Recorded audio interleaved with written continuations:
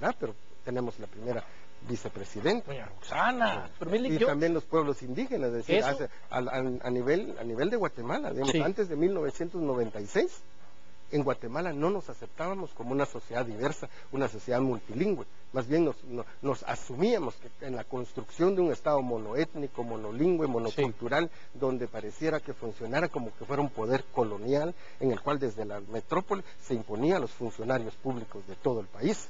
Una situación que si sigue así, por lo menos ya es ilegítima. Mire, yo, si usted me lo permite, con mucho respeto, hay que de verdad resaltar la inteligencia de los pueblos mayas. Como usted decía, siempre va a haber alguien que trata de desprestigiar o poner en tela de duda los hallazgos o las ideas o los buenos pensamientos.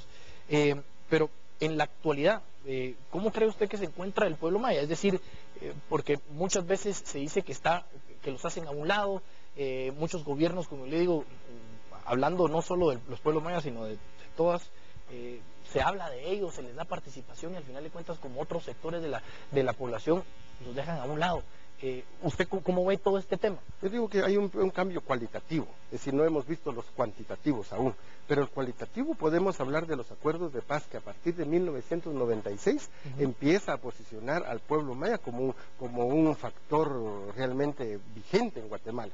Antes de esos acuerdos, mire, aún la izquierda se reunió con todos los sectores de la sociedad, con el CACIF, con los partidos políticos, con los dirigentes de todas las religiones, católica, evangélica, anglicana, etcétera, menos con el pueblo maya. Eso es inédito. Como un país formado básicamente por pueblos indígenas, de su tradición, de su cultura, sin embargo, en los acuerdos de paz no se sentaron con ellos. El acuerdo sobre ¿Pero identidad... por qué? Es que esas son cosas... Ahorita pero es lo que está cambiando. Usted me sorprende, Lick, pero ¿qué habrá pasado por la cabeza para no incluirlos, pues? O sea... Bueno, viene otra vez, digamos, digamos, la inercia de la colonia. No olvidemos que cuando vinieron los españoles acá habían por lo menos 3 millones de personas mayas. Sí. 150 años después habían 300,000. 90% murió en el lapso de 150 años. Entonces esa visión colonial de exterminio parcial o total, eso es lo que prevaleció y todavía se mantiene. Yo he vivido en barrios pobres y donde muchos ladinos pobres dicen pobre pero no indio. ¡Hala, qué delicado eso! Sí, feo el comentario, pues. Pero ese es el comentario, digamos, que se sigue viviendo y eso es lo que está cambiando. Ahorita, digamos, la mayor parte habla políticamente correcto y empieza a hablar de inclusión de los pueblos indígenas. Independiente que los indicadores... Si lo hagan o no lo hacen, ¿verdad? Independientemente que los indicadores de desarrollo humano todavía lo desmienten.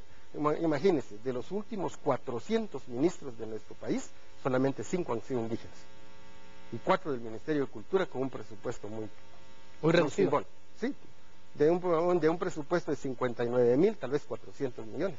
Otra pregunta que le hago es, muchos probablemente entienden el trasfondo de todo esto de lo que estamos platicando, pero usted como maestro, digámoslo, como catedrático, como persona ilustrada en el tema, a cualquier ciudadano guatemalteco, ¿qué le pudiera decir? ¿Cómo pueden incluir todos estos pensamientos de manera personal? Porque yo probablemente lo entiendo, pero ¿cómo lo puedo aplicar? ¿De qué me sirve? ¿Cómo esto me puede funcionar a mí en mi día a diario?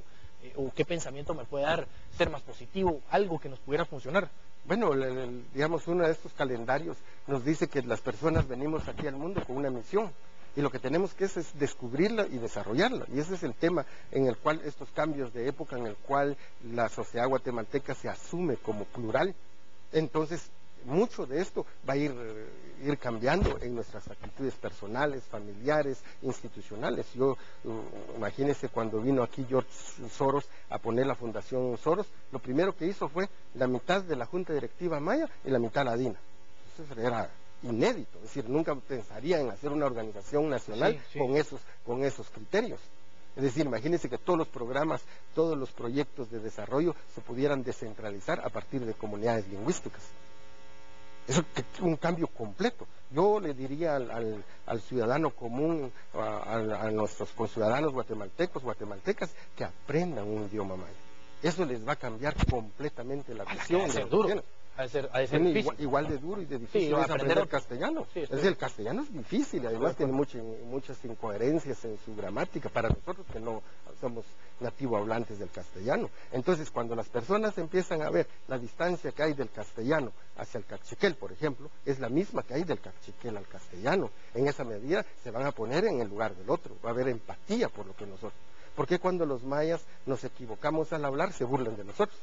Pero cuando un extranjero habla y se equivoca, lo ayudan para que pueda fluir su pensamiento. El gringo trata de hablar español y ahí andan todos ayudándolo a usted. Sí, nosotros los guatemaltecos tenemos que estar orgullosos de vivir en Guatemala, donde es la cuna maya, donde se inventó el cero, donde se hicieron 4 calendarios, un periodo de 5.200 años de proyección. Eso es inédito en la historia de la humanidad. A ver, yo creo que cuando los guatemaltecos se empiecen a creer y a querer entre sí, las cosas también van a empezar a cambiar. Ahora resulta usted que está aquel que supuestamente tuvo un bisabuelo en no sé dónde de España, y como su apellido es de España, yo soy español, ¿no? Claro. No, mano, no haces español, maestro, sos chapín, eso es lo que yo presiento, que ese amor al país como que se ha perdido, y eso por supuesto repercute en las relaciones con todas las personas de los distintos sectores. Necesitamos valorarnos a nosotros mismos. Yo no sé si usted sabe el caso de Doroteo Guamuch.